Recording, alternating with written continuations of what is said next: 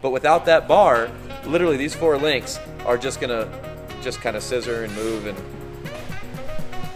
you can't use that one.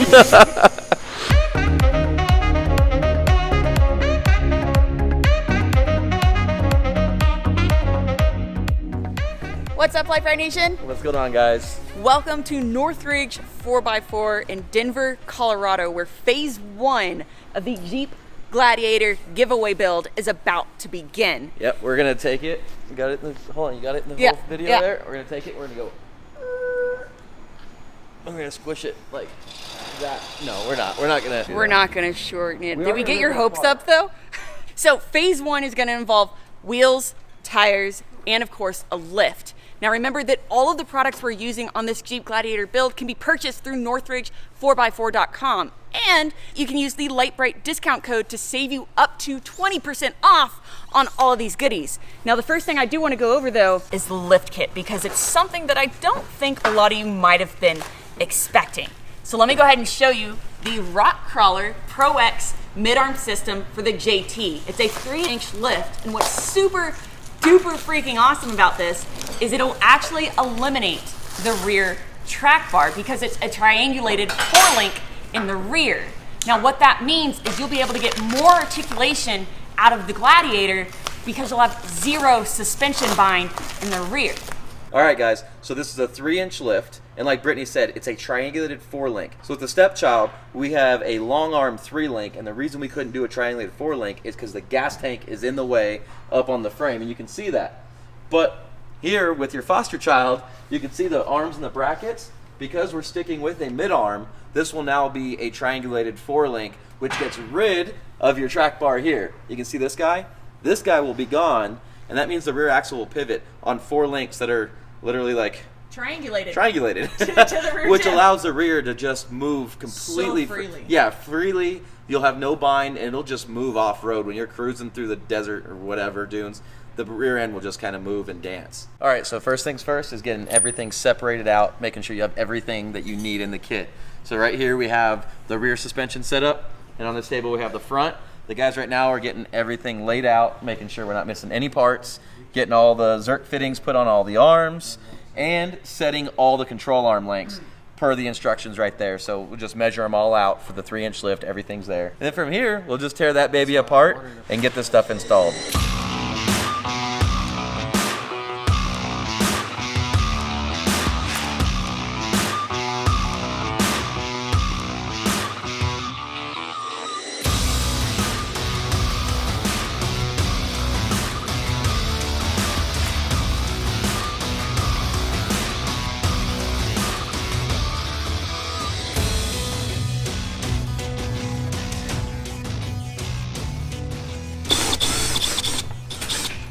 So of course we got to get rid of these ugly plastic in the way pieces because they're ugly and they're in the way. And we might have bigger tires that have to go there. And the tire needs to go here. Oh, we haven't shown them the tires yet.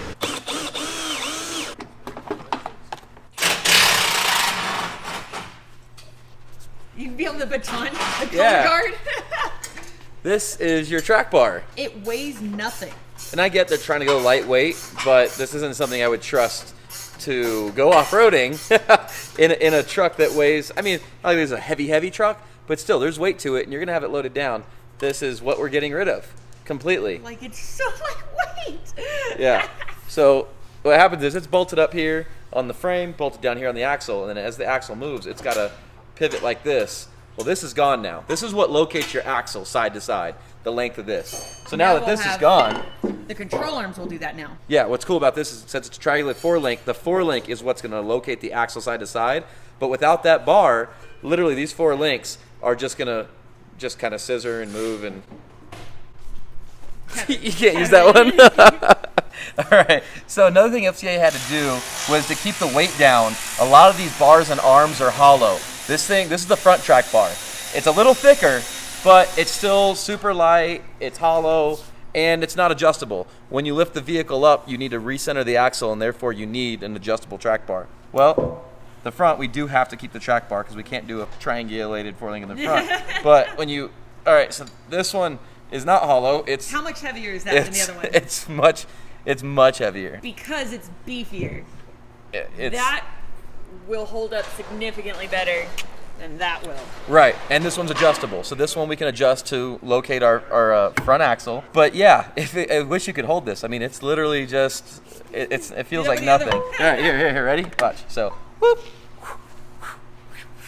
All right, and then this one.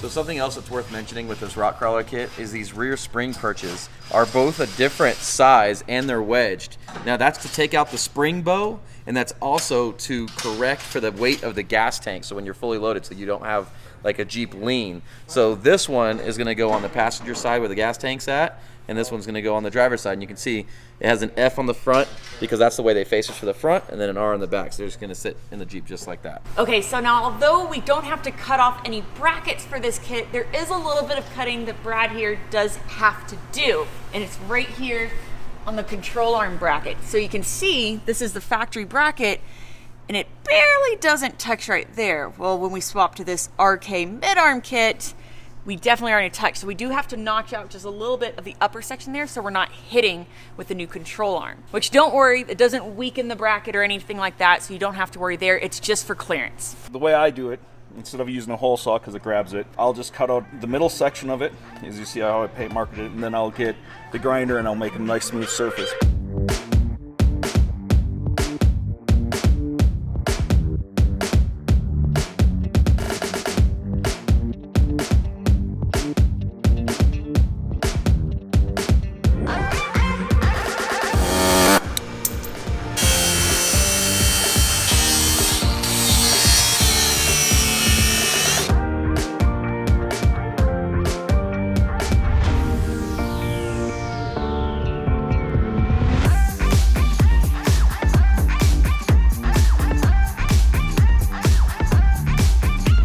All right, so with the lower control arm bracket properly notched and the factory control arms removed from the Gladiator, it's time to install the rock crawler control arms. Now, we're not doing anything fancy at the front, we're not 3-linking it or anything. However, these arms right here are gonna be significantly stronger than the factory ones, and these joints here are gonna allow a lot more articulation as well.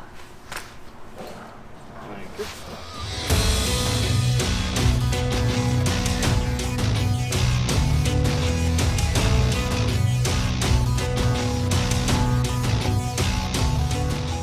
So now at this point, he's actually going to raise the axle up to where it would be at ride height, and then we're gonna go ahead and tighten all those suspension bushings down. And the reason we're doing that...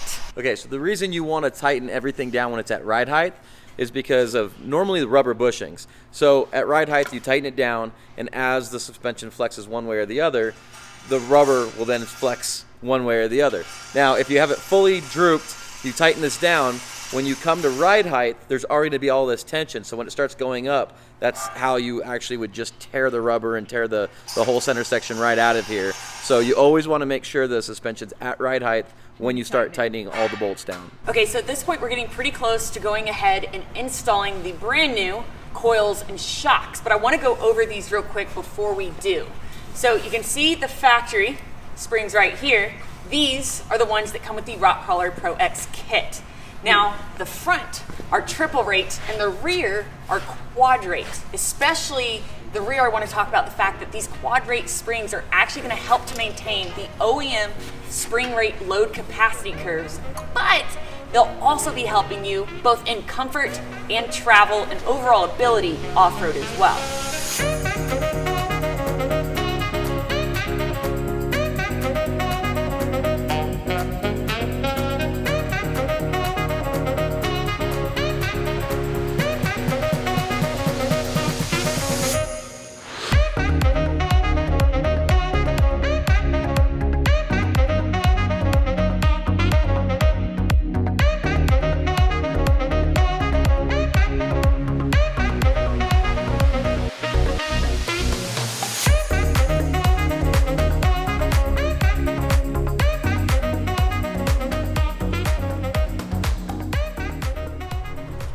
right, now while they go ahead and finish installing the upper lower control arms and the truss in the rear of the Gladiator, I want to take a quick moment to go over with you our new tire and wheel setup as well. Now you might recognize this tread here. So we are running 37-inch Milestar Patagonia MTs on the Gladiator. And I honestly don't think we have to go over why we chose the Milestars. I'm pretty sure we've put out dozens, if not more, videos as to how well they perform on the Stepchild. And we're just as excited to try them out on the Gladiator as well. Now the wheels that we are going with are the brand new KMC Beadlocks. These are the KM 233 HEX wheels. And you might have noticed that this is the newest design that they have. These are 17 by 9, and I believe they're a negative 38 millimeter offset as well. Now, I do want to take a minute, again, while they're finishing up the install over there, to show you guys who may not be familiar how exactly you mount a bead lock and some cool things about this wheel in particular. This is so funny. All of the bolts are individually wrapped.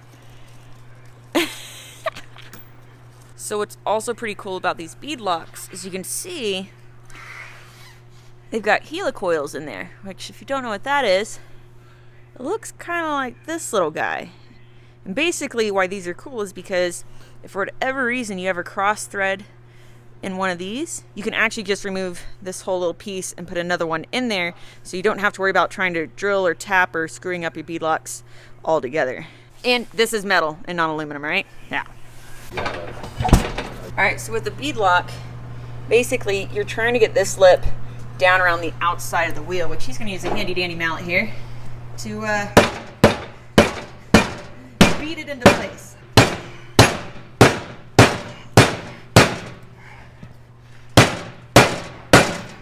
Okay, so once you have that lip down on the inside, your ring goes on. The ring is what provides the bead lock here. So this actually prevents that bead that you just sat around the edge of the rim or the wheel from popping back off. You can also see that he's alternating as he goes around. You basically, it's almost like a star pattern on a regular 5-lug. You want to kind of work your way across, and then you want to actually skip so that they all snug down evenly. And then, of course, last but not least, is going over everything with a torque wrench to make sure they are properly snugged down.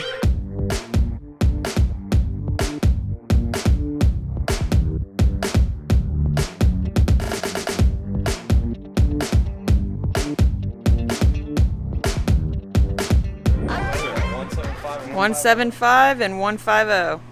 Look at that! Now, for those of you that aren't aware, that's actually really good for not just a mud train, but a mud train mounted to a beadlock tire. And a 37. Or wheel. Yeah, yeah, beadlock tire. Yeah, and a 37. So our 40s actually did pretty good. They were around 5-6 ounces. One took, I think, 0. And one thing I want to say is, Brittany vetoed me on this, but guys, we have a white Gladiator. I tried to do white walls. Look, I wanted to do white walls. These are blue, but if you clean them, they turn white. I wanted to do white walls out on the white Gladiator, and Brittany said no. I think that's a race car thing, and the Gladiator is definitely not a race car. It will be when we put a on it. No.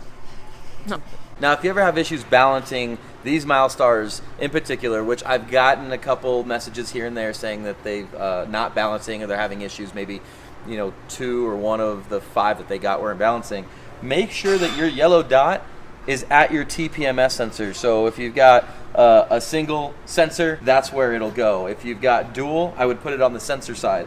But the yellow dot is supposed to go at the sensor for the Milestars. That's per Milestar. That also means that you need to make sure that the bead lock is being mounted properly. Sometimes this lip right here doesn't get tucked in all the way like we showed you earlier, or they'll tighten down one whole side quickly and then go to this other side, and by the time they get to this side's pinched too tight, this side's not pinched hard enough, and it's not even all the way around, because that'll affect your balancing as well. Right, so with bead locks you have to take extra precaution. Just make sure this is at the TPMS sensor, make sure the ring around it's completely flush before you go messaging me. No.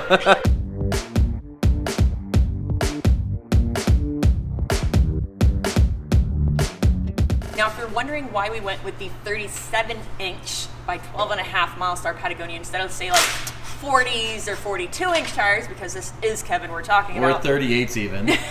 The reason why is because this 37-inch Milestar Patagonia will actually still fit in the spare tire location from factory underneath the Gladiator, although you do have to deflate the Milestar because these guys do run pretty true to size. There are some other tire companies that might run a little bit smaller.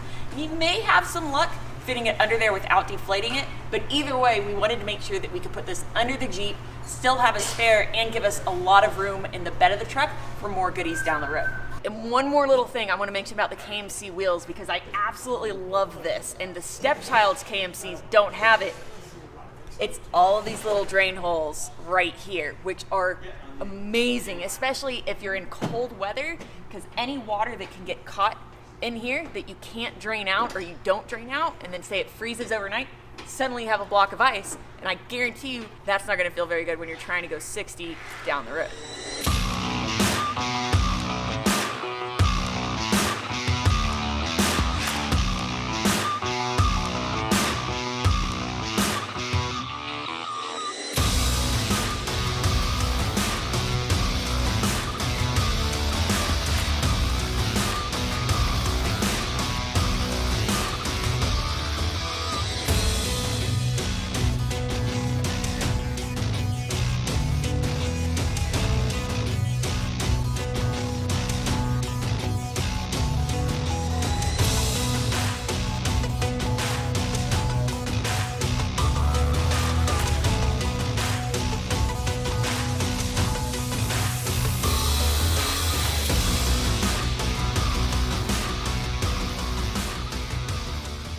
All right, now you can see that we have the track bar completely removed, although everything is in. So no more track bar, which is actually super awesome. I've never driven a rear triangulated 4-link, and I'm actually super excited for that.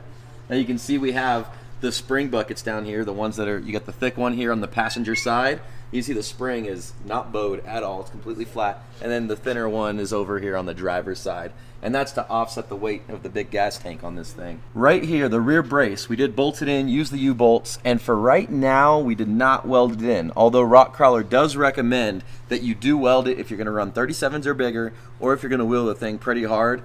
For added security, you do wanna weld this truss in. For right now, we're gonna kind of leave it as it is. We'll probably end up welding it in. So now, without the rear track bar in place, which is what normally locates the axle side to side, you now have these rear upper triangulated arms, and now this is what holds the axle in position from side to side. But without that fifth pivot in the back, this allows all the articulation for the suspension to move completely freely, and almost like, it's kind of like almost independent suspension. It's just going to move and rock and go with you. There won't be any suspension bind. Yeah, no bind at all. So you can see here's your rear lowers, and then here's your uppers that are still, I mean, everything's a bolt-in kit. You can even bolt in this truss, but like I said, I think we're going to end up welding in the truss. I mean, everything went on super smooth, which means now all we have to do is throw the wheels on, go test drive it, and then set the alignment, and we're good to go.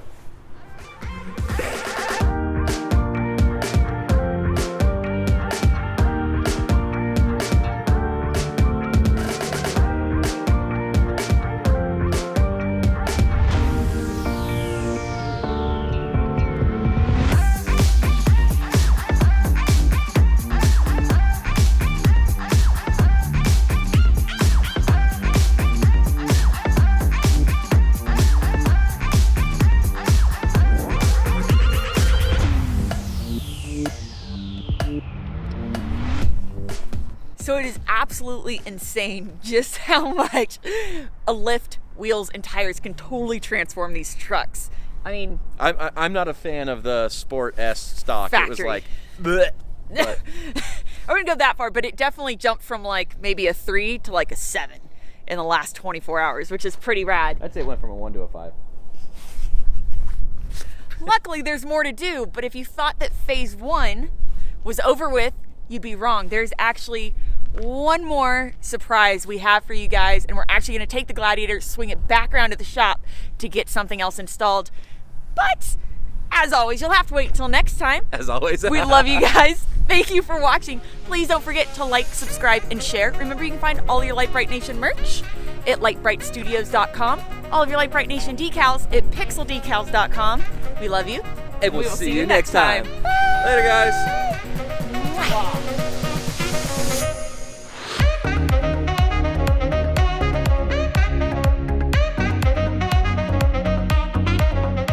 Wait, hold on, wait.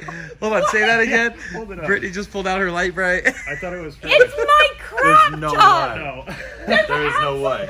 You want me to wear it? 100%. Yes, put it on. You couldn't even get that on a leg. I'll fit in it. It'll fit. Not you ruin it. Right, it won't be the same. It looks like it's for So a Brittany child. pulled out this little kid shirt, and she's saying, It's 100% a little kid shirt. Look, hold on. Small women's shirt is What does it say, child on it? No, it doesn't say child on it, you jerk face. What does it say? Small. It just says It's small. just a small. It's a woman's small. Hold that up, Brittany. Jerk. Hold that up. There's no way that Look, hold on. that is a baby. Did you at least get that for like a third off? Look, when I take off my poofy jacket. No, I don't get it. Believe it or not, though, this more is why I don't expensive. offer- The crop tops are like more expensive than the regular t-shirts. You paid more for that? Yeah. Look, that fits me just freaking fine. Yes. 100%. Well, I mean, the bottom, that's intentional. The bottom part's intentional. Right, no, I'm not debating the bottom part. You just think tiny wise. I thought it was I'm for very like Prince or tiny. something. That's fine. I promise. It ain't happening, I kid. promise it fits. Look. No way. Look. Right, if it's here, you have something stopping it from fitting No, here. my boobs don't fit on my boobs just fine.